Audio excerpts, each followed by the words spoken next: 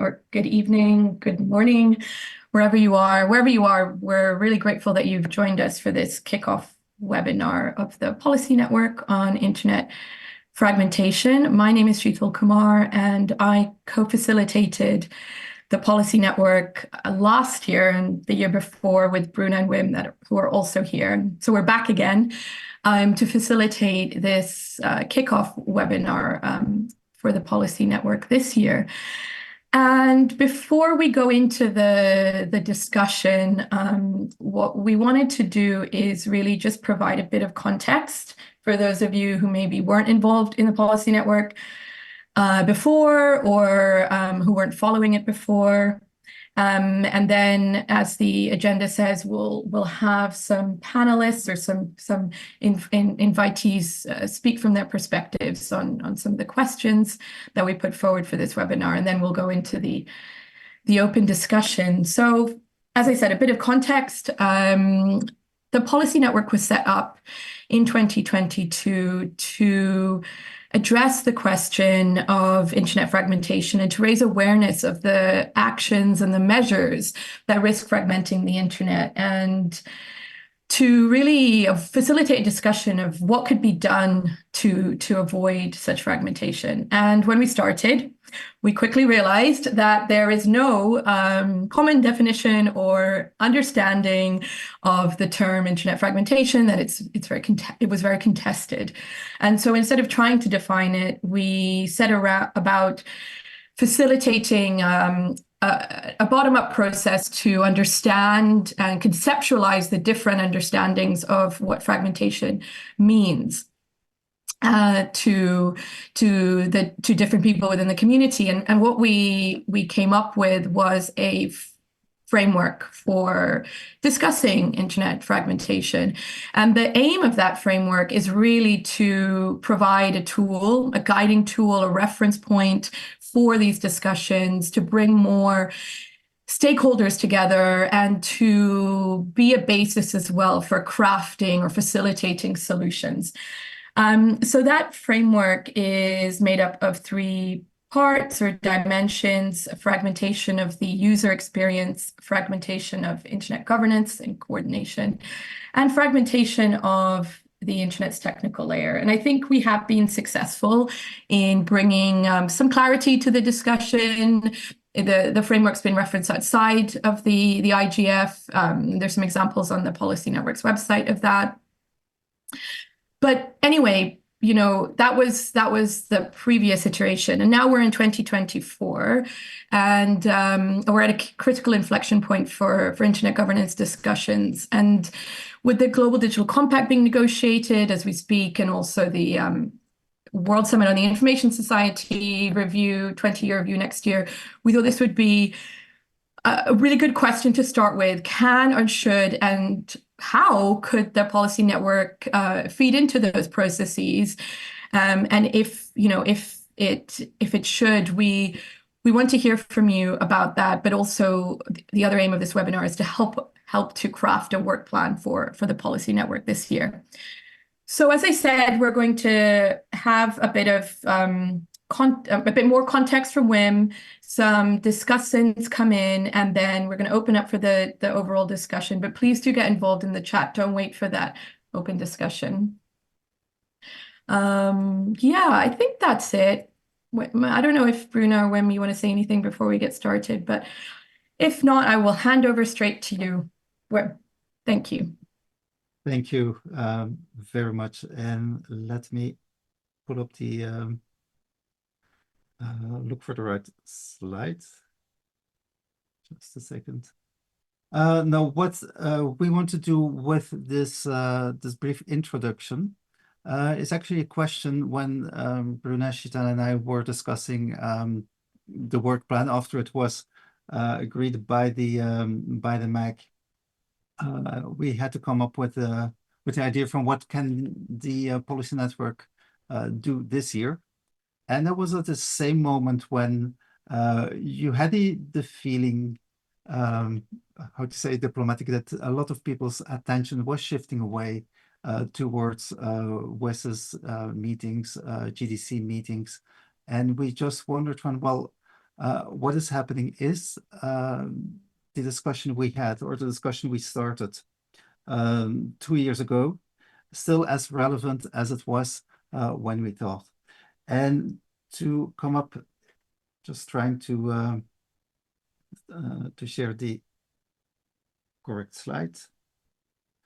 We just looked back to some of the documents and some of the examples. So when in 2022 we had the first year of the policy network fragmentation, we were very we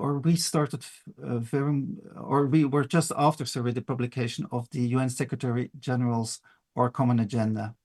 And in that document, there was a warning for fragmentation, heightened fragmentation, and the existence of echo chambers in the digital age. But also, and I think most of the people in the IG sphere know that very well, there was a call for the GDC, the first time a global digital compact was mentioned, and a clear suggestion that the topics and issues that are in that document would be guidelines and suggestions how to deal with, amongst other, the reaffirming of fundamental commitments to connect the unconnected, but literally avoiding fragmentation of the internet, and then also other issues such as human rights online, promoting and trustworthy internet. But having this document and knowing that the IGF is a UN forum means that we were very much under the influence, or put a lot of attention to that. Probably that's also the reason, or that phrase was also one of the reasons why the MAG in 2021 or 2022, sorry, agreed to have a policy network on this topic, internet fragmentation. So then in 22, 23, as Sheetal mentioned, this policy network worked on unpacking what it actually means avoiding internet fragmentation. Very early on in our discussions back then, we moved away from trying to come up with a discussion because it was very clear from the beginning that as soon if you say, okay, what is internet fragmentation? You try to come up with one clear description or concept. You have long webinar, sorry, where you have a lot of people going to propose one definition, others saying, well, this is not fragmentation because there's only one type of fragmentation.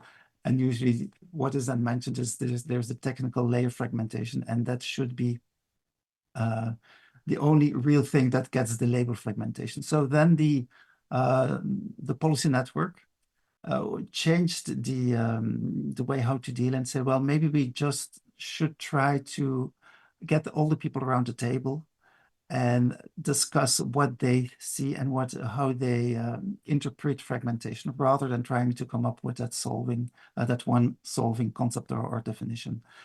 So that's why the policy network itself worked on the framework, saying, well, depending on who you talk to, people will look or will prioritize in the fragmentation discussion, fragmentation of the technical layer, fragmentation of the internet governance and coordination, or fragmentation of the internet user. So we had long discussions about that. Also different last year then at the IGF, different groups discussed the 3 different layers and came up with suggestions and guidance. But that's for last year. Then if we look back to this year, of course, we have the GDC draft, and the last available document is the first draft of May 2024. And we went to look on, is this exact phrase of avoiding fragmentation of the internet, as it was in the initial document of the 2021 document, is that now in the GDC 0 draft? And the question is somewhere in between yes and no. There are mentions of fragmentation, but we're just not sure that it is intended in the same way, or that it can be translated in the same way as the avoiding fragmentation of the internet that was mentioned in the common agenda document. So in the GDC 0 draft, under the objective 3, paragraph 26, we see that there is a recognition that the internet is a critical global facility for inclusive and equitable digital transformation. And to fully benefit all, it must be stable, secure, and unfragmented. A link to that in the commitments in paragraph 28, there is a commitment to promote international cooperation among all stakeholders to prevent, identify, and address risks of fragmentation of the internet in a timely manner. A bit further in the document under objective 4, we see that there is a recognition that data governance has evolved in a fragmented and coordinated manner. So these are elements that are in the 0 draft. So if we would have a glass ball, we would it would be very interesting to know what will be in the second revision that is coming out soon-ish. Let's not put a date on it. One of the other important discussions we had already this year was the Net Mondial +10. And if you look into the Net Mondial document, output document, we found that there were at two places fragmentation is mentioned. One or both, sorry, is both are linked to the coordination of governance spaces and internet governance discussions. First, the recognition that it's important to avoid fragmentation and duplication of fora. The second, in subsection 2.3 also, relates to the IGF and the role the IGF can play in avoiding further fragmentation of internet governance and digital policy discussions. I'm sure there are a lot of other discussions. There has been the WSIS +10 meeting, where also fragmentation or similar statements were made, but where we have the same question: what do they actually cover, or what do they attend? Is the way fragmentation is being used in these documents exactly the same as we understood it in the policy network? Also, is it in the same way as it could, or it should be understood as in the UN Secretary General's report from 2021. We know that just before this call, there was a Eurodic and Eurodic messages. Unfortunately, we were busy preparing, so we haven't been able to fully follow. But one question I would also have to the panelists: if someone of you attended the Eurodic session and the messages, it would also be interesting to know whether avoiding fragmentation was still an issue, or in the same way an issue in the messages, because it was mentioned in last year's messages coming out of Eurodic, as similar as fragmentation was mentioned in the IGF messages last year, but just to understand if something has changed. So I hope that this overview helped to set the scene a bit, also explains how we came up with the question for this webinar. Just a question: is it still a matter of concern in 2024? Is it a matter of concern in the same way as it was a matter of concern in 2021? So Sheetal, back to you. Great, thanks, Wim. That was really great, and I hope that it's been a helpful setting of the scene and context for a discussion on what role the policy network could play this year. And we were going to have Benga Cezanne from, well, he's many things, but he's one of the many things that he is a member of the IGF leadership panel. And from what I can tell, he's not here. He was going to offer some thoughts, including in his capacity as a member of that panel, what the policy network could do to function as a relevant space or mechanism for discussions relating to the Global Digital Compact, the WSIS. But he might join later, in which case we can bring him in then. But of course, please do think of those questions yourselves and get involved in the discussion. We'll have the open discussion soon. But as mentioned before, we do have some discussants here been patiently waiting to come in and offer their own thoughts and to kick us off with some food for thought. So without further ado, I'll hand over to Bruna, who will facilitate this part. Thanks so much, Sheetal and Wim, and thanks everyone as well for joining. I guess already diving into a bit of the panelist conversation, we will be joined by Fiona Alexander, by Philipp Schulte, and Andrew Rens as part of the conversation. I'm pretty sure you guys can further introduce yourselves. But just kind of like segmenting on some of the things that were said as well, I feel that one of the main issues that became even more clear for everyone was some of the things, I guess Bill was joking on the chat, right? The need for more cooperation, the need for enhanced cooperation all over the board and all over across spaces and organizations and so on. And I really think that's one of the driving forces between things such as Net Mundial Plus 10 and a lot of the discussions we had in São Paulo.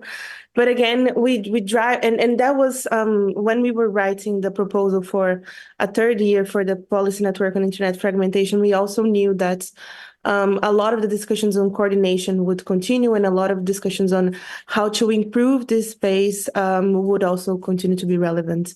And I think we had this new fact that was the reintroduction, right, of the term unfragmented internet in one of the latest GDC reviews, or the latest GDC versions that kind of brings us to this initial question that is avoiding internet fragmentation really a major concern in 2024? Because when we started it, it was a key issue for the GDC. However, it seemed to have received a little bit of less attention in the current or in the past discussions for the GDC until it returned in one of the last versions. And I also feel that another bit or another component of fragmentation, that is the fragmentation of user experience around shutdowns, is also still present in the text, or was present in the G7070 review and so on. So our question to you guys is this one, right? Is avoiding internet fragmentation is still a major concern?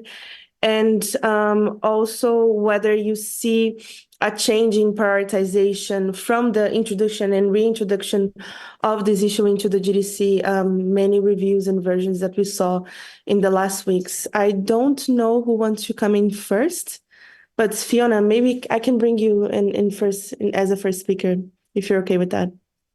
Sure. Happy to be here, and thank you for the invitation. It's nice to see everyone on screen and see the names of many friends. I look forward to a fun conversation. I know a lot of the people that are participants in the chat have lots of strong opinions too, so look forward to hearing those. I haven't been a part of this particular best practice forum or this policy network, so I might offer a little bit of a different perspective or a little bit of a contrarian perspective to what you guys have talked about. But to your bigger question, is fragmentation an issue? Yes, I think it's even more of an issue. And I'll explain why in a minute. But from my perspective, and this is why I've been very much a stickler for continuing to capitalize the internet. The internet is a network of networks. It's a proper noun. It's a thing. I appreciate that, like a lot of publishers of newspapers all lowercase it now. I always insist on uppercasing it because it's a network of networks.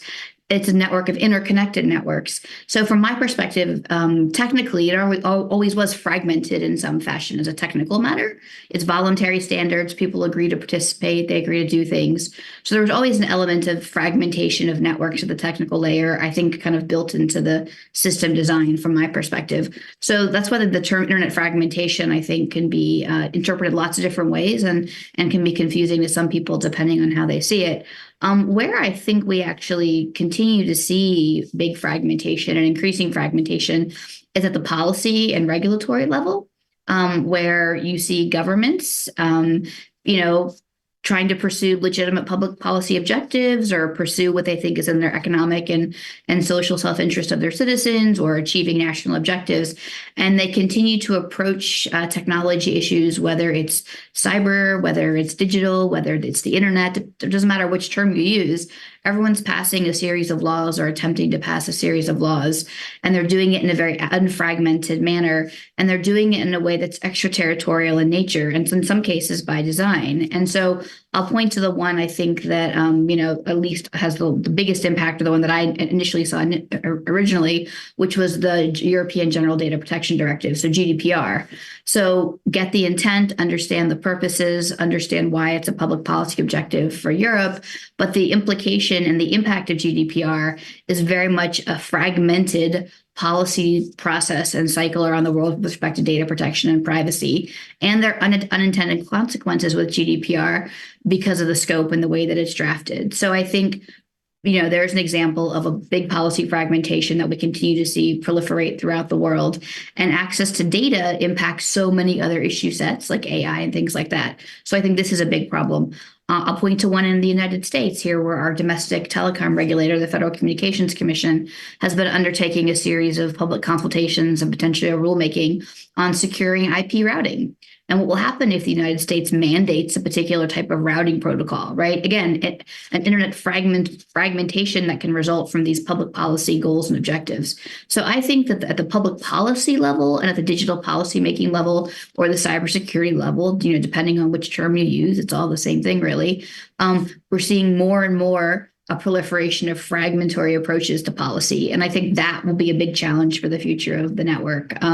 And I think to Bill's point in the chat earlier, the document I think that many of us have seen, which is the compilation of comments from the G77 in China, at least that's how it's labeled, on the Rev 1, it very much is 2003 all over again. I have a lot of flashbacks myself, but that very much would push us back towards a very fragmented policy network. And I think that will be a big challenge going forward. And I think it'd be a great place for this group to continue to flesh out conversations and talk about the impact of policies, and maybe even identify policies that, while have a good intent, have these outcomes people don't anticipate in terms of fragmenting the internet. Thanks so much, Fiona, and really touches on so many of the points that were in our latest report from 2023, especially on the part of regulations and policy, right?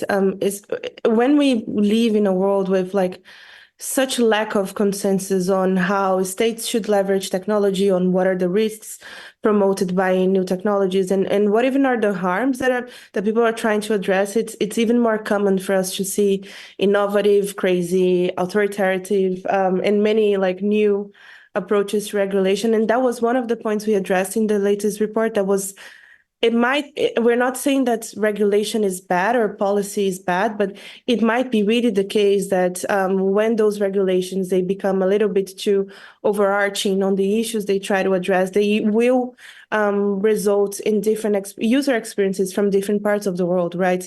And we can list way too many examples here, routing, many other things, even VPNs and the ban of VPNs, right? And then many of those ideas, and it's really great that you touched upon this point. So thanks a lot. I will bring you in then, Andrew, if it's okay. Same question for you, whether you think it's still a relevant issue, and any additional thoughts and ideas that you would like to add. Thanks. So I apologize. I'm going to keep my camera off because it seems my network has made the conversation not as clear as I would like. So hopefully you can hear me clearly, and otherwise you can indicate in the chat. But I think my view is generally a view from the global south, and in particular Africa. Obviously, the most crude forms of internet fragmentation, i.e. countries turning the internet off during periods of unrest or during elections, thus depriving people of information, is still ongoing in Africa. But I want to step back a moment from some of these processes. And to me, I think that while I'm sympathetic to the initial impetus of internet fragmentation, it's probably not the right framing over the long term because it's negative. Things are working fine, don't break them. And I don't think everyone thinks things are working fine. And so one of the questions is, how could this be positively framed? So the language of things like the internet is a global public good, which should be equally available to everybody, is a more positive framing, and one that I think is probably going to get more traction in policy documents going forward because of that positive framing. Because this is something we mustn't just not break, it is something we must increasingly construct. In addition, I think that that's also about building alliances. So internet, people who are concerned about internet access think rightly, in my opinion, that internet access is the first thing that needs to happen for the people who don't have it, particularly across Africa, and that fragmentation is secondary to that. But the language of a digital public good, the internet as a digital public good, could build an alliance across that particular grouping. And there may well be others. So I would encourage you to start thinking how don't break it can become, yes, it's working well, but it needs to not only preserved, but become something more in terms of a mobilization and alliance strategy and in terms of resonance in documents. Also a little skeptical about the Global Digital Compact. It seems to me in many ways that it's attempting to make sort of make a set of claims, some of which are banal to the people. Even though I don't know you all, I'm pretty sure some of the comments are like, yeah, you can put that in the Global Digital Compact. We've just been working on it for 10 years. Thanks. Glad you recognized it. But some of the other issues are like, well, do they deserve the same salience?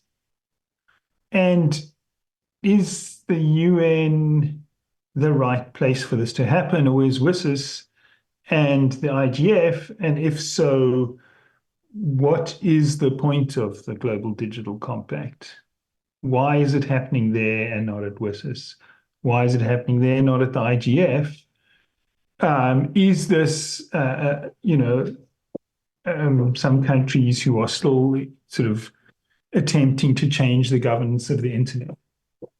So I would found any critique of the Global Digital Compact, both procedural, why here, what's it doing, what is it doing that's useful or different, or adding any value, and secondly, I would suggest that the Global Digital Compact, there should be pressure to start using this language of digital public goods, because this acknowledges a lot of different important points. One of them is, obviously, if something's a public good, then you shouldn't be carving it up and fragmenting it for sort of minor reasons, even if you think those are good public interest reasons. But also there's language, around rights. Obviously, if there's digital public good, then you can start to mobilize the language of rights. So I would suggest taking that step back and thinking about whether it's time to reframe without losing the concerns around fragmentation, which, as I said, are completely live in Africa, but in order to try and get some sort of traction as opposed to fighting a defensive battle. I hope that's helpful. Of course. Thanks so much, Andrew. And really relevant points for sure, because I do believe that a lot of the discussion, at least the impression that I have is that some of the discussions around DPIs and a lot of those things surrounding this language and so on is happening way so often, way too often, in a rather siloed manner from the bigger landscape of debates and the bigger landscape of discussions around the GDC. And also because, and I mean, also taking a little bit of a global south perspective, I think we fail to, as Chris also wrote in the chat, like we do fail in setting even more links between fragmentation and access and the relevance for it all. And that's also why I feel like we were so keen on highlighting internet shutdowns as one of the examples of user experience fragmentation in our reports. And also the PNIF community kept raising that, right? Because it is also a matter around equity. It's not necessarily the good old traditional discussion on accessibility, but it is something that's hugely relevant as we see many governments taking on that approach to restrict freedom of speech and also to just shut down some of the conversations around elections or things like that. So really like to echo your points, and thanks a lot for the intervention. Philipp, I'll bring you in as well, and to answer the same question. Is it still a relevant issue? What else should we be focusing on, or anything you would like to add to the conversation? Thanks. Thank you, Bruna, and thank you for having me and inviting me to this seminar. I'm pretty humbled to speak about internet fragmentations here with so many experts who have way more experience than me about this topic, since I'm pretty new into internet governance. I'm a policy officer at the Federal Ministry for Digital and Transport, and in this position I cover internet governance. Is the question, is in the fragmentation still relevant? When you sent me the question, I was kind of wondering about the question, because I mean, since we have this seminar and it is in the Global Digital Compact, it becomes relevant as such, as a topic, and policymakers and also civil society, academia, and technical community have somehow relate to this topic. And so I was wondering what the position of the German government is on internet fragmentation. And since we published or drafted and published the first strategy for international digital policy this year, I was just looking into the strategy and was searching fragmentation. And actually we used the word only once, and this is not connected to internet. So we don't speak of an unfragmented or fragmented internet in our strategy itself. So, but what we speak about is an open, free, and global internet. So Germany is strongly advocating for a global, open, free internet, and I agree with Andrew that this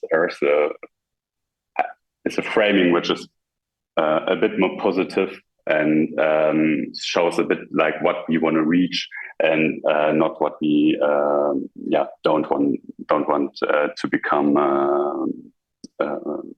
don't want to become the next internet. So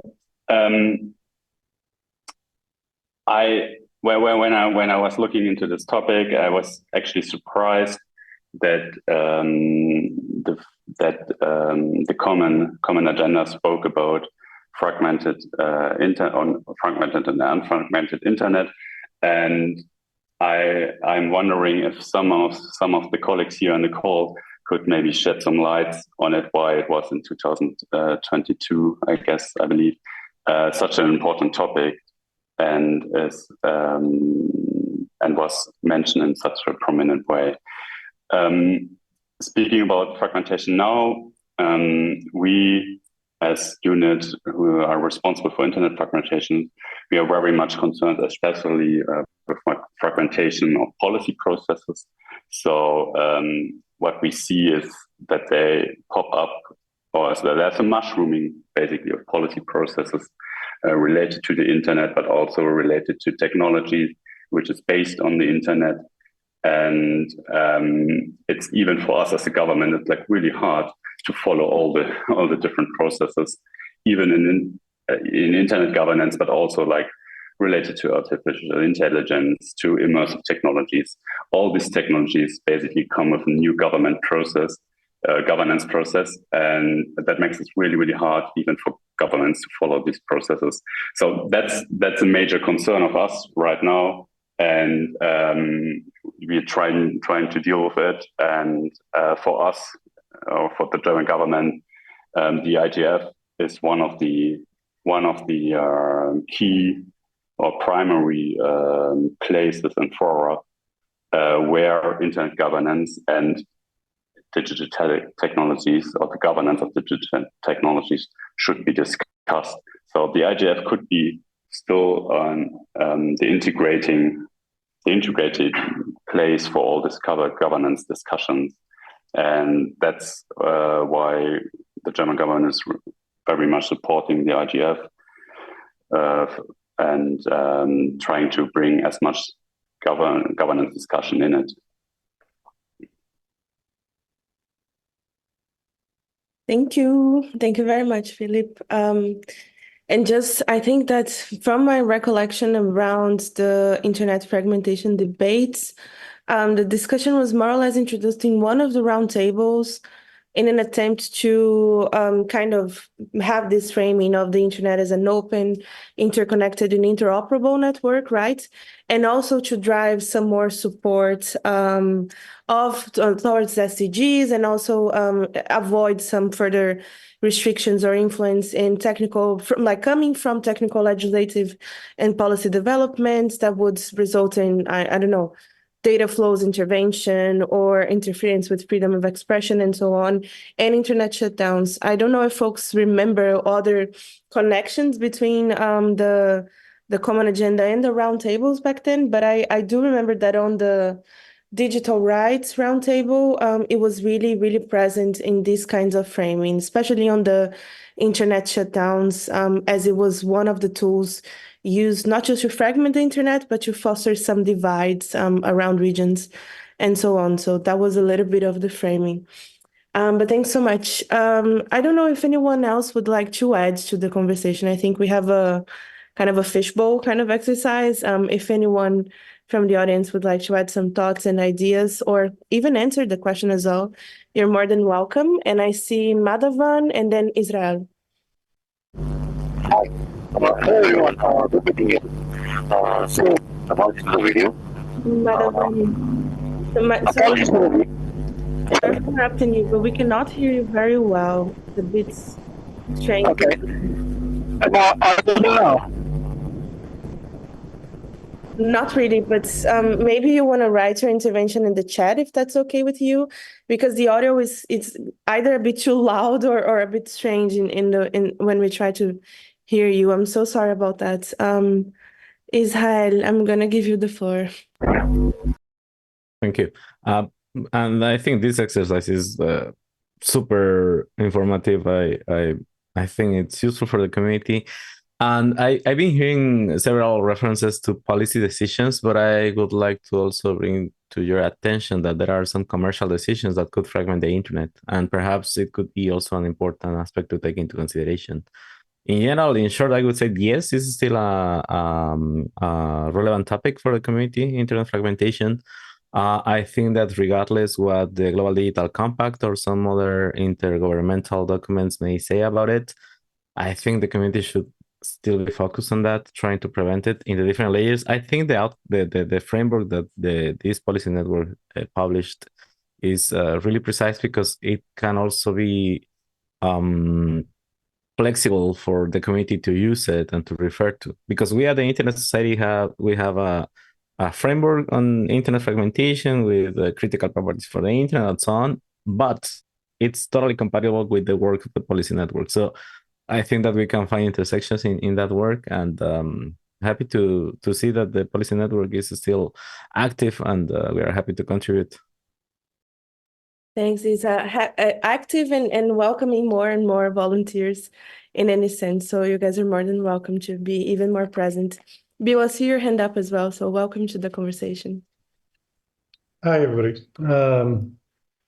A couple of things, I guess. First, on framing, I think which term you use depends on what it is you want to talk about. If your concern is with actions that prevent willing endpoints from exchanging packets or prevent consistent interoperation and functioning at all endpoints, etc. Fragmentation is a perfectly fine term.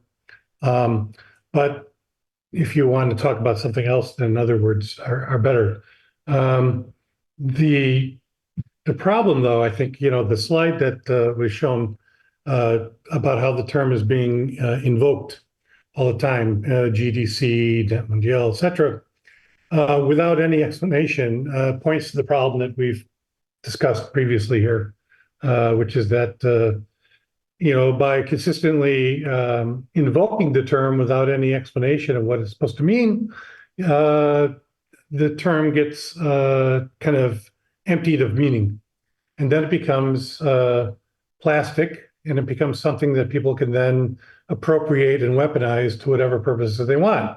So we see all kinds of submissions by the Russian and Chinese government in various forums decrying fragmentation and saying that things that Western countries are doing are fragmentation, etc.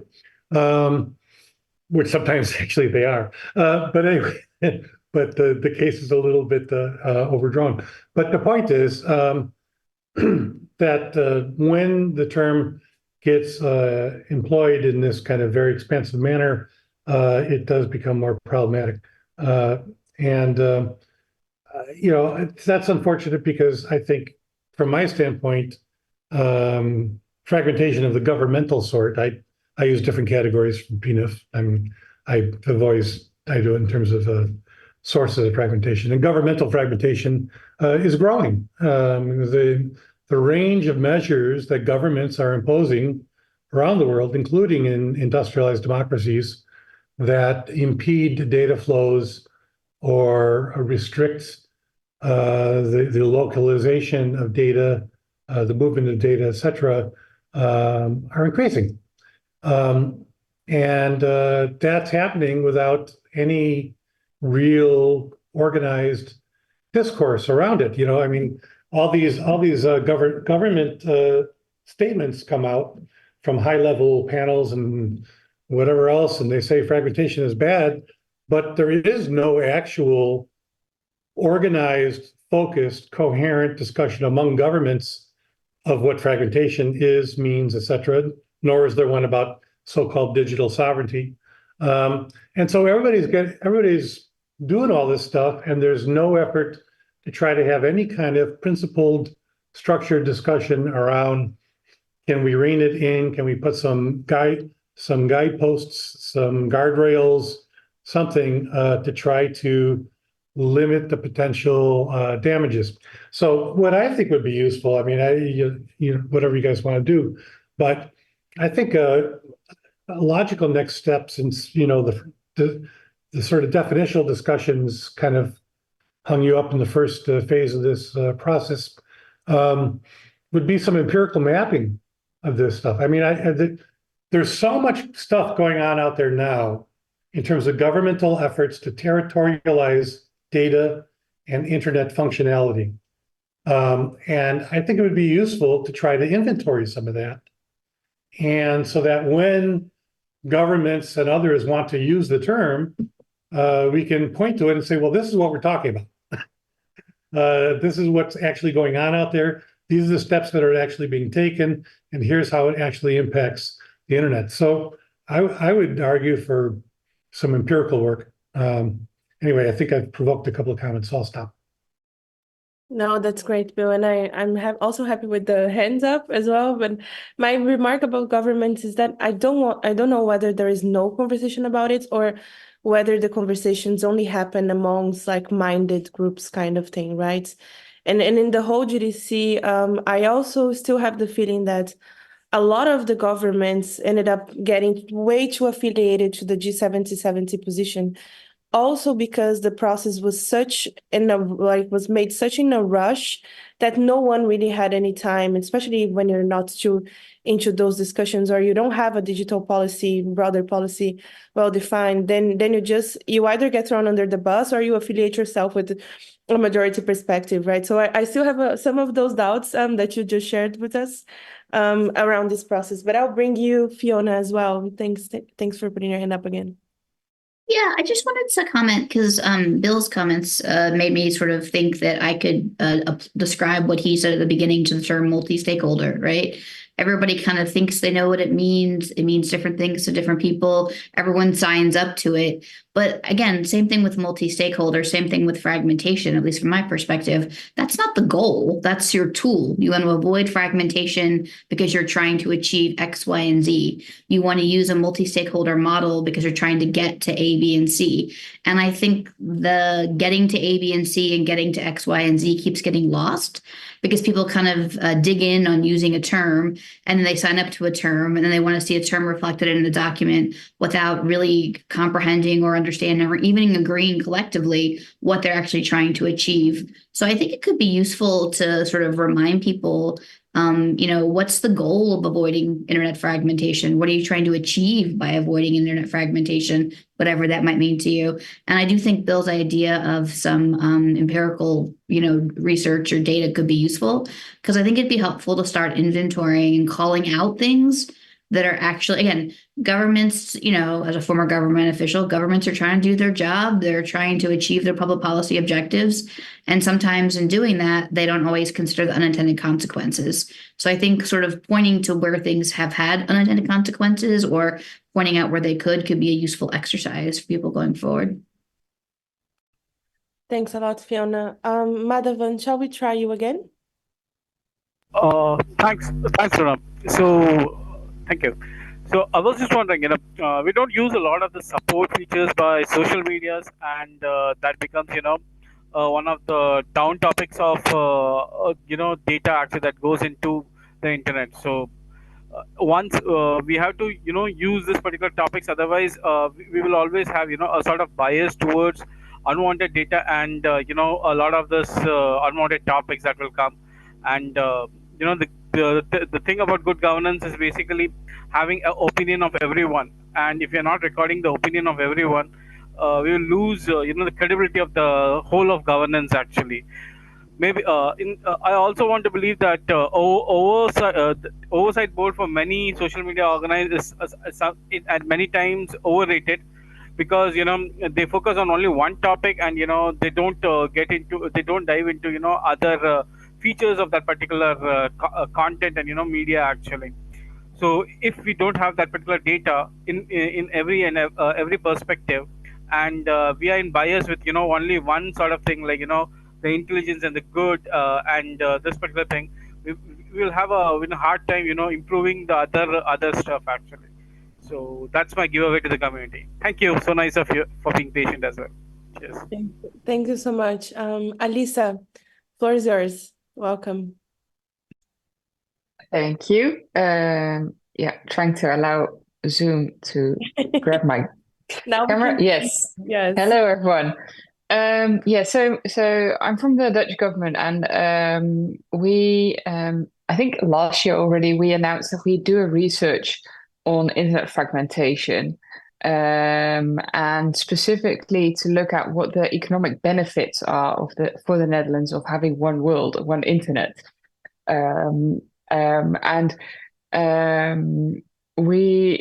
We still haven't really started this research, but we've done some groundwork, so to say. But we're struggling with getting the right indicators to define which economic benefits there are and how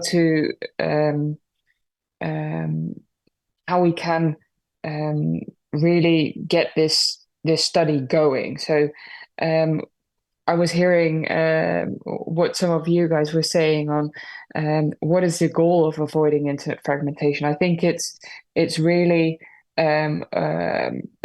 it's partially so one of the key factors that I think that is often overlooked is the economic aspects of and the economic benefits of this one internet, and we wanted to add that really into the mix and do a big study on that. But so I hope to add to the big debate on internet fragmentation and why we don't want internet fragmentation.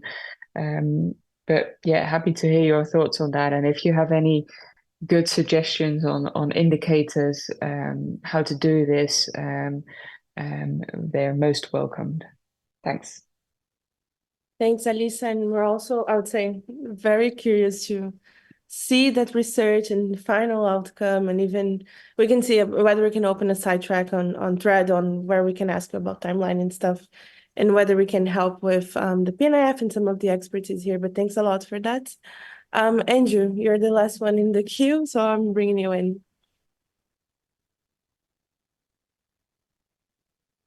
So I'm skeptical that governments who are engaging in what we are characterizing as internet fragmentation would be at all convinced by anybody's in this room. Well, it's bad. I think, firstly, there has to be an acknowledgement that governments are trying to deal with very real concerns. In Africa, governments are concerned about data colonialism. It's a legitimate concern, and governments are legitimately, in fact, they're required by the African Charter on Human and People's Rights to prevent exploitation of their people. It's a duty in international human rights law. So either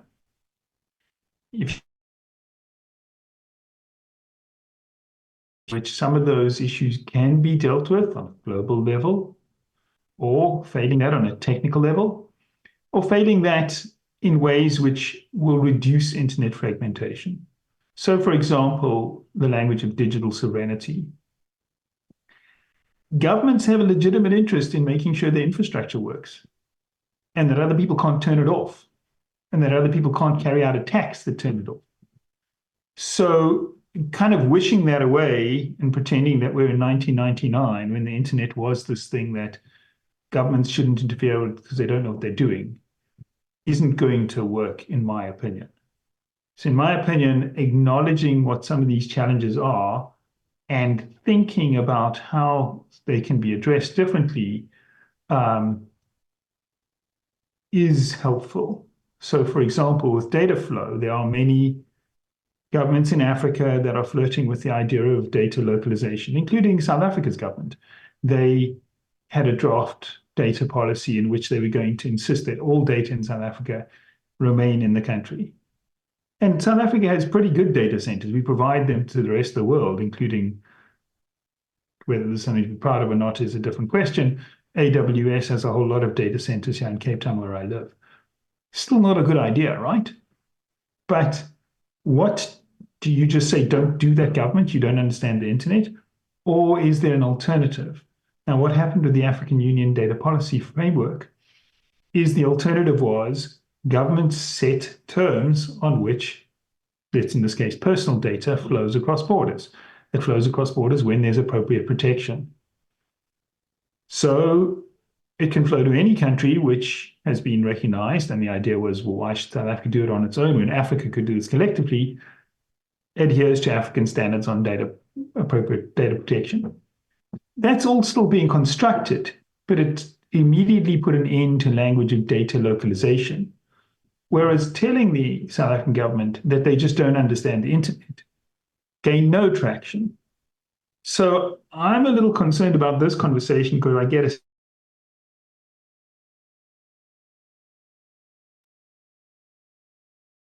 Andrew, I think your microphone cut off a little bit. I'm not sure if it was just for me, but your microphone cut off.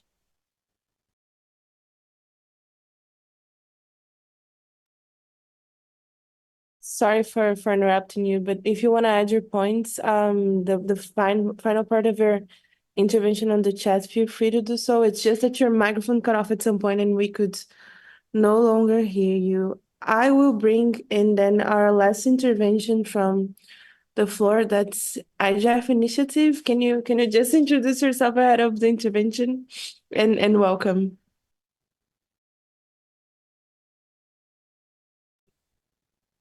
Not sure, IGF Initiative, if you still want to come in, but if so, thank you so much. My name is Nazar, and I am speaking from Tanzania, from the IGF Tanzania.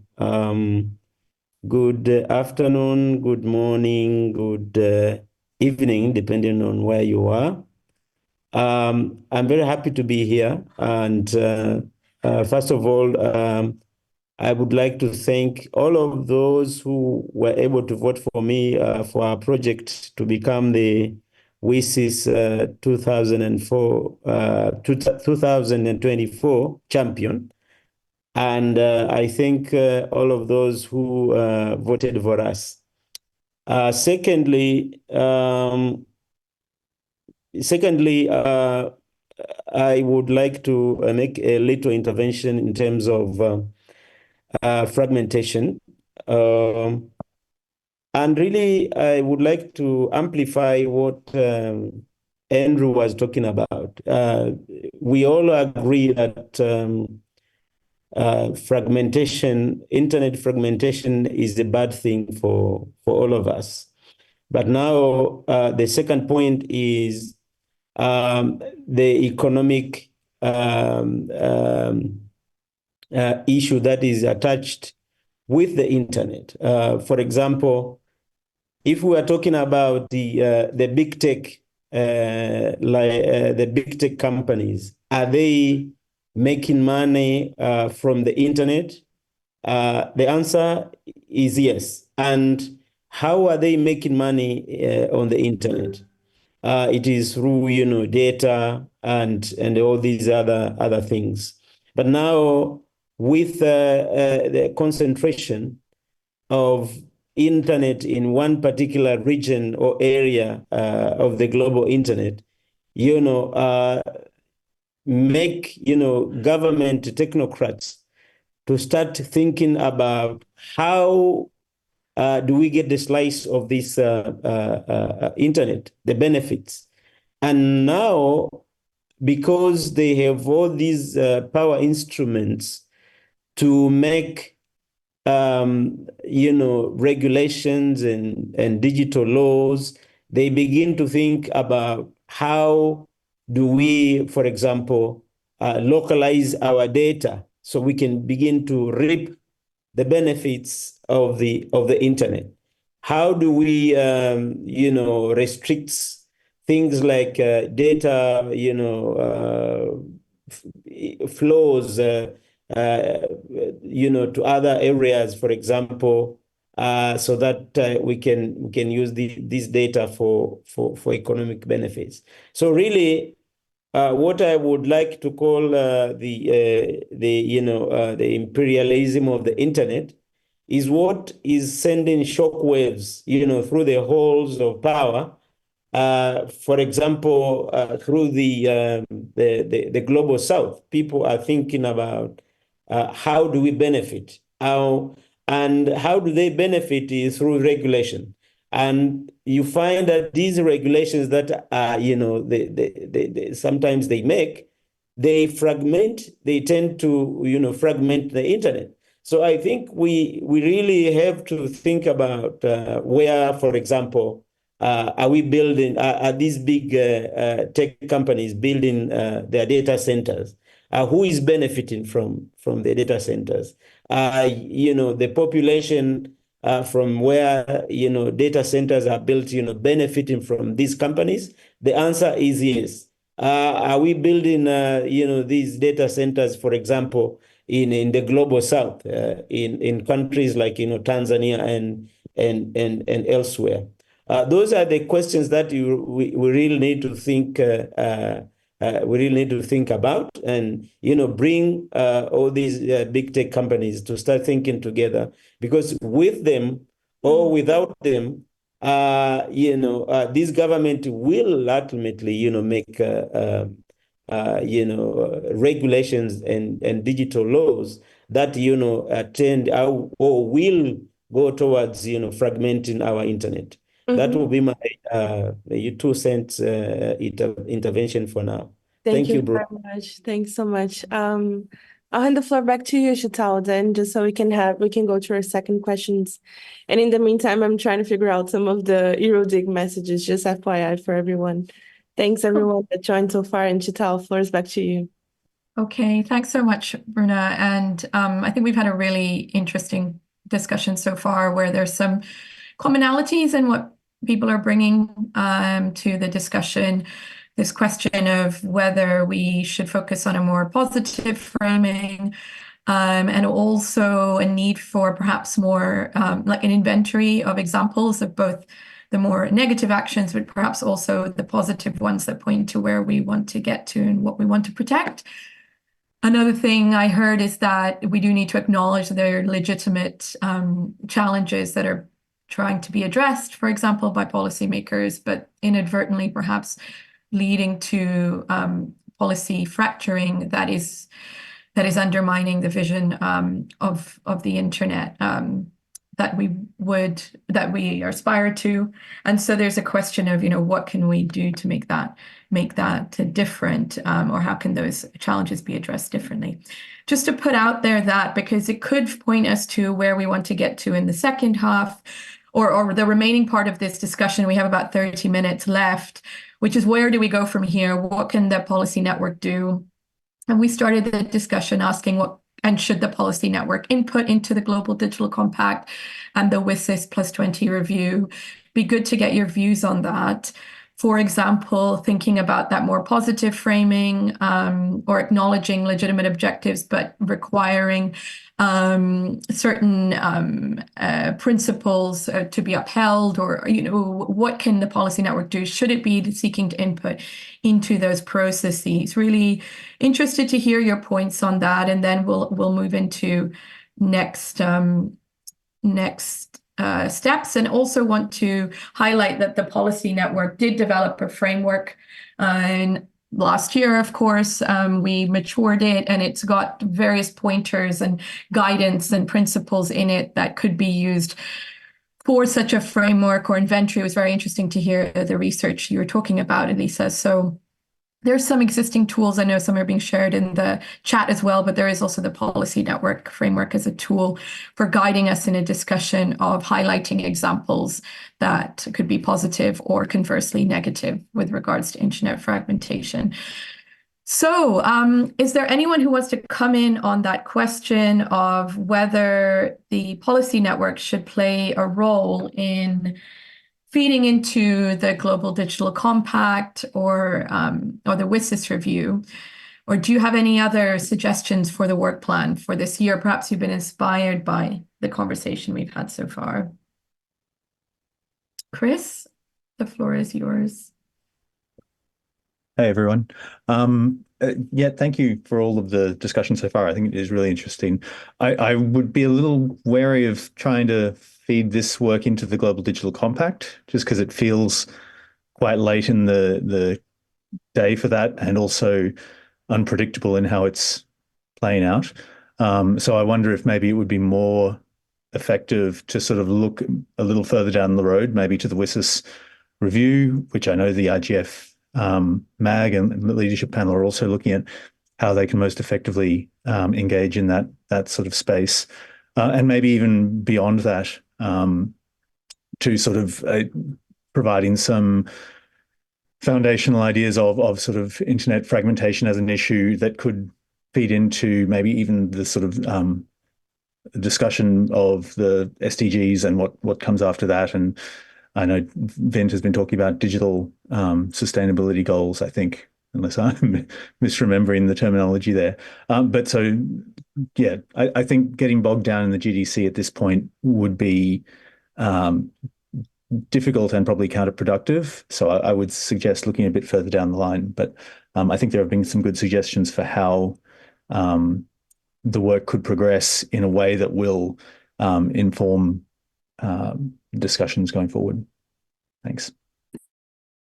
Great. Thank you, Chris. And thanks for bringing some very practical points to our attention about timelines and what we need to consider with regards to that, what's realistic, etc. And you said there have been some great ideas as well that have come in on, what can be done to feed into, for example, the WSIS, which I agree with, and also keen to hear from others on some of those ideas that have come to the fore. Philipp, I think you're next. Thank you. I think Isra was before me. So Oh, sorry. No, that's totally fine. No, that's totally fine. Go Okay. ahead. Yeah, I just wanted to, I mean, having this conversation in this group is already super helpful. And if I was a bit reluctant at the beginning, now I'm super convinced that we should have this conversation even more. And I'm really thankful for Alisa's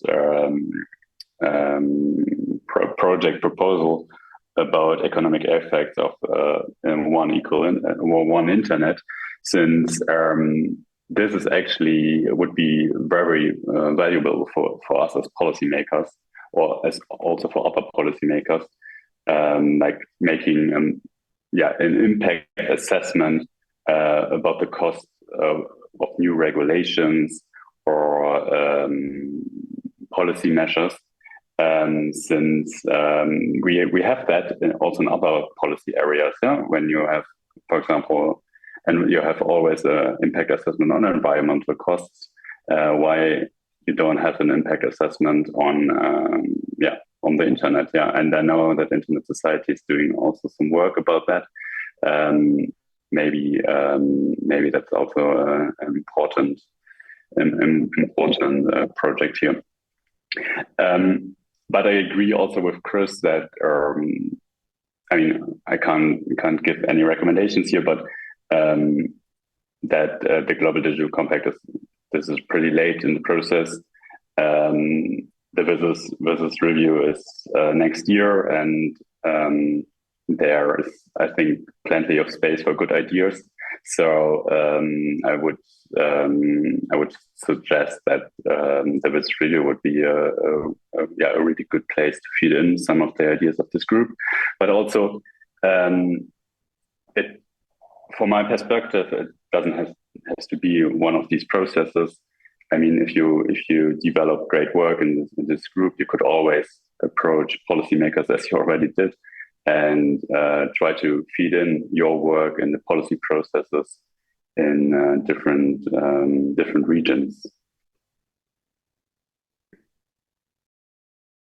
Really great points. Thank you. It's always nice when you get about an hour into a discussion and people are reflecting back other points, but also agreeing with each other about what could be done next.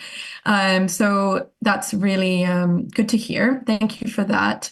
I think someone else was trying to come in before and I didn't. Yeah, that was me. Oh, sorry. Go ahead. No, that's okay. Thank you.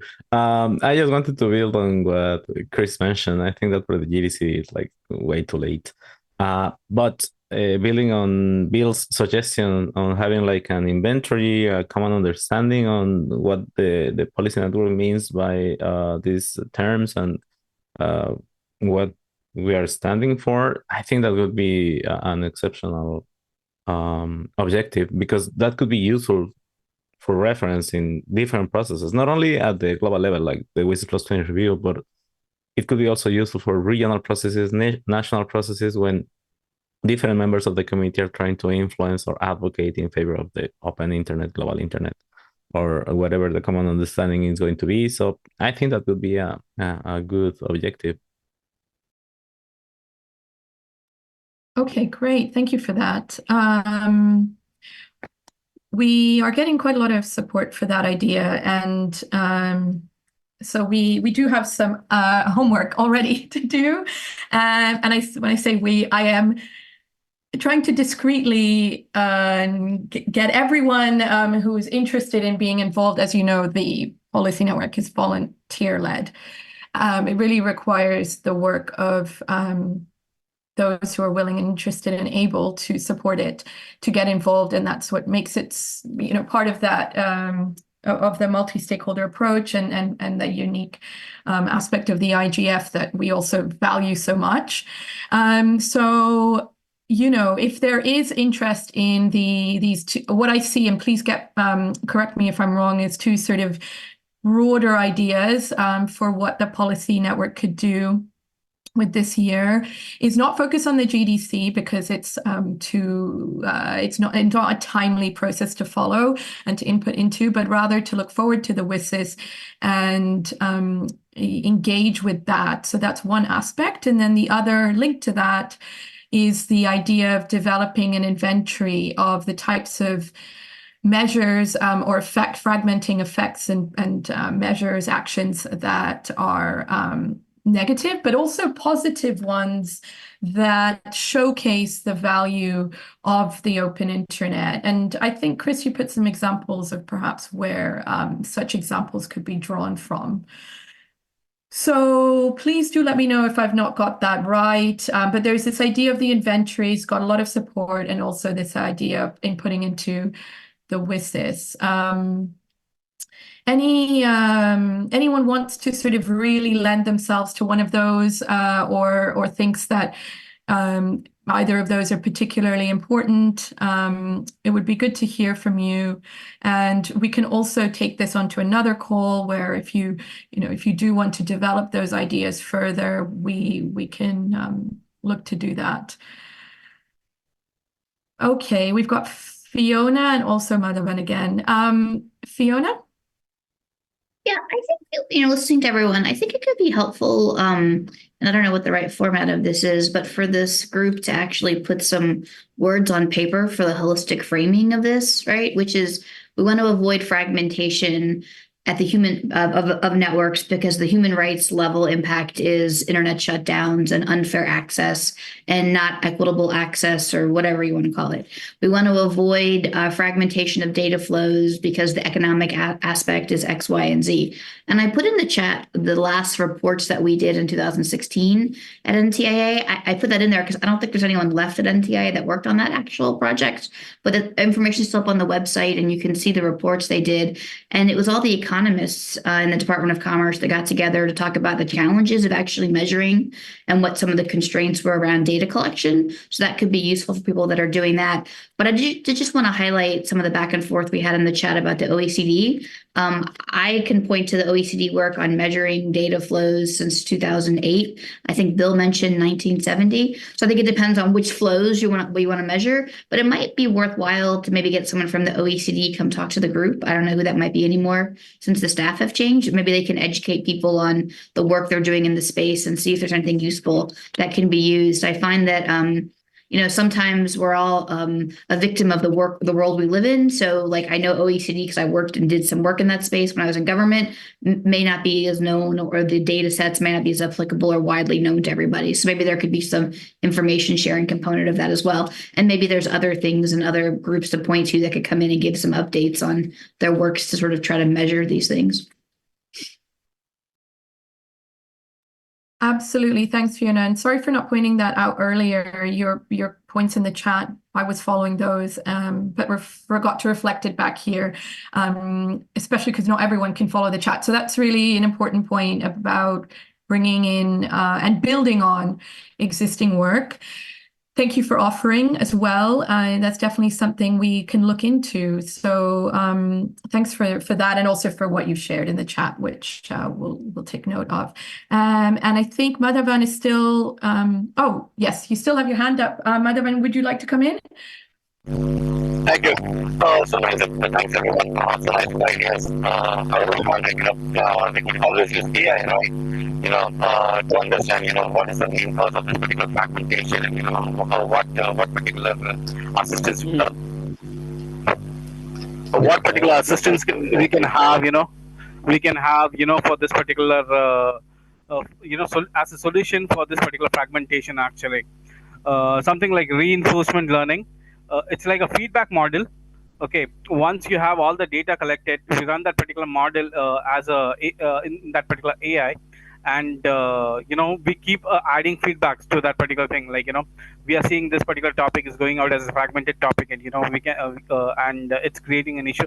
So let's remove this particular topic altogether, or basically it may create a issue in the future. So let's remove this particular topic from this particular community, actually. So this will also help in peace negotiations and some more like humanitarian network, actually. During the last pandemic crisis, I was talking to a lot of these people in online and WebEx and Zoom. Every time we faced, we had data and it was all repetitive, actually. The same data was coming repetitively and everything from the different people, actually. So a centralized portal for this particular sort of content management and content clustering will help in this particular solution. It will work as a solution for this particular data fragmentation. As well as the content that is getting fragmented actually in this particular community.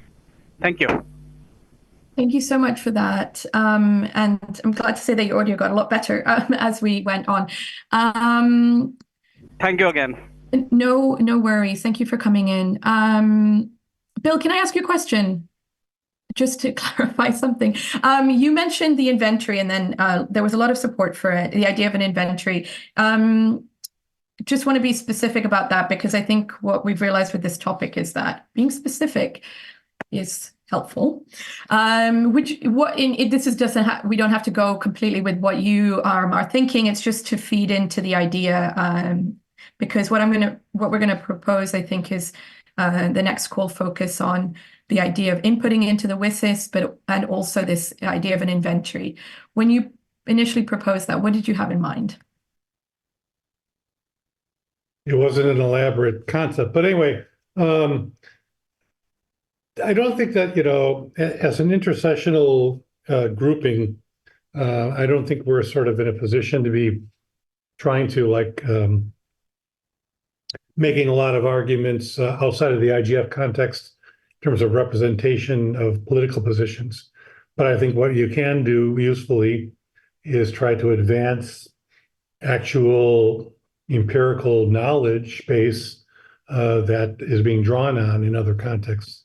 So yes, something that is trying to take stock of the various measures that are being put in place now all over. I mean, we have essentially, we're in a moment of geopoliticization where both among the great powers and their various conflicts, there is a strong dynamic towards trying to territorialize and control data, and also the actions of different actors in different spaces.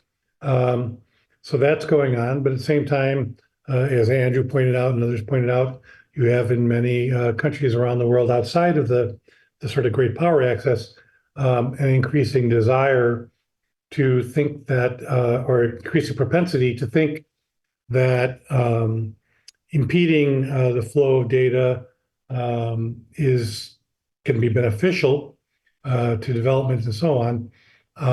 And so you have measures being put in place or contemplated around that.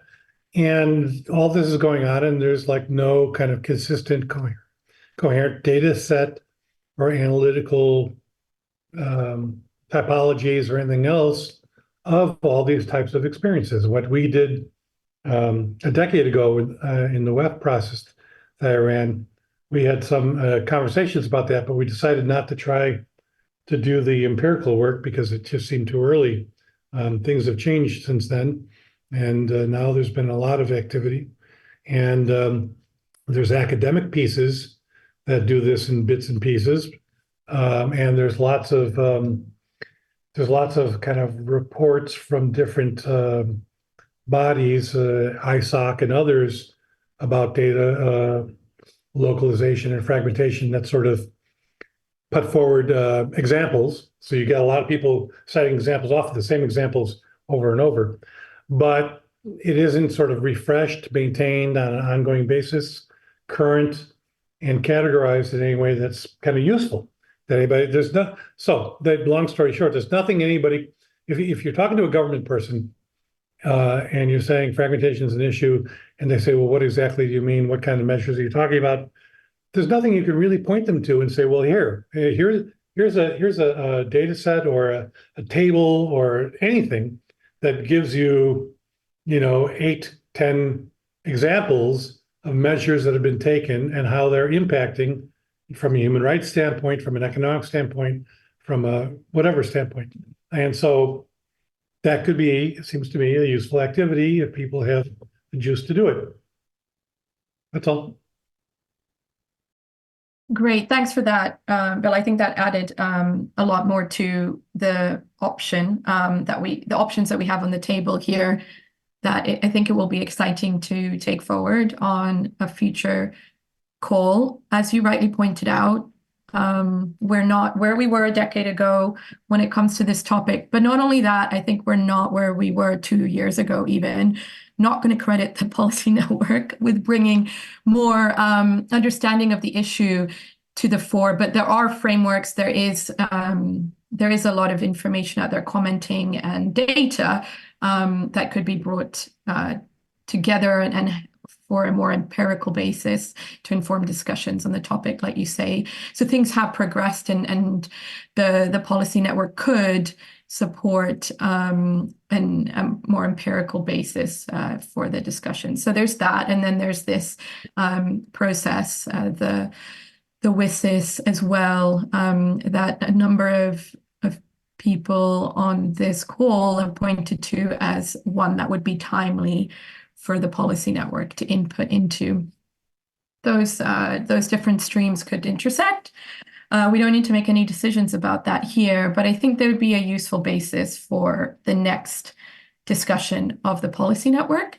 So I would be, I think, remiss to try and bring in any new ideas or anything like that here, because where we wanted to start, where we started was with asking, is avoiding internet fragmentation still a major concern?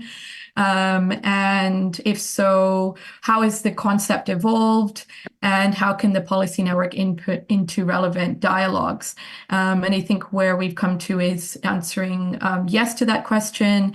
It's evolved in the sense that we have different frameworks for it, or different, we have a better understanding what is meant by it, but we don't have an empirical basis for it. So we have made progress.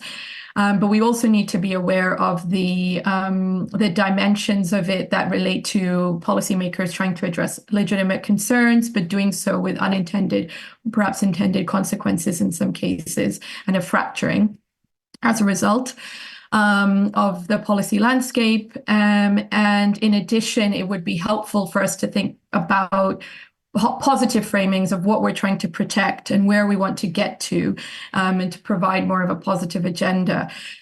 So the policy network could input into the WSIS process, and it could also input by supporting a more empirical basis for where we've come to using tools that we already have. And one of those is what you mentioned, Fiona, the OECD's work. But as I said, we also have the policy network, and we have others that we can bring to the table next time. Before we close, does anybody want to say anything else or ask any questions about the PNIF's process? Bruna or Wim, I don't know if you want to come in about that, just to sort of clarify how people can remain engaged. Of course, signing up to the list. But apart from that, anything? I mean, not sure anything too specific, but yeah, the mailing list is the main place for discussions, right? I guess our next steps would be to do a little bit of a summary from these discussions, right, and some of the ideas that emerged from here, and then share this with everyone on the list. So if you're not yet there, we'll post a link for you guys on the chat. And if you also have some extra ideas or additional things you would like to suggest to the PNIF, feel free to email anything you might like or you might wish to the list. We're very much open to anyone that wants to join, anyone that wants to put in some nice, interesting work, and even to suggest, right, other webinars and situations like that. I guess a follow-up would be a second meeting, right, about some of those ideas and how to move that forward. But having said that, if there is any kind of like topic within or under the bigger fragmentation or process coordinations umbrellas, feel free to also suggest it to us, and we will be more than happy to facilitate that. Yeah. Not sure when, if you have anything else to add as well. No, I just would like to thank everyone for joining the meeting. Next week there is the IGF open consultation and MAC meeting, and I think this webinar was very useful for us to also prepare, because on the open consultation part of the meeting, which is on Wednesday, there's also a discussion or a presentation of the different intersessional activities and I think we have a lot to take from idea to take to that presentation, and yeah, it will help us. I think we have at least 2 clear ideas which we can start working on in the summary. Probably also maybe if we have enough, come up with a rough concept for that the work that we can do with them. And it would, next week's meetings can be a great start to see if there's to get some initial input, and then hopefully also more volunteers. So that's, and in terms of the exact process and procedure for the policy network, I mean, we're lucky we're process-wide pretty flexible. But the most important is that the mailing list is open. If you're interested, if you have people that are that you think that should be involved, please let us know, because the great thing is to see a lot of people here.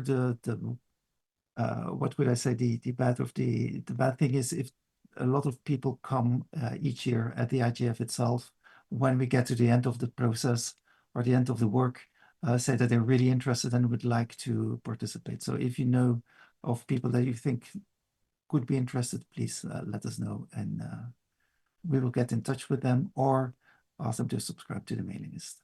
Thank you. That's all from me. And Sheetal. Thank you. Yeah, thank you so much, Wim. As you said, the more the merrier. So please to share the word, and we will be in touch with the information about the next steps, and hope that you continue to stay involved. Thanks everyone for your time.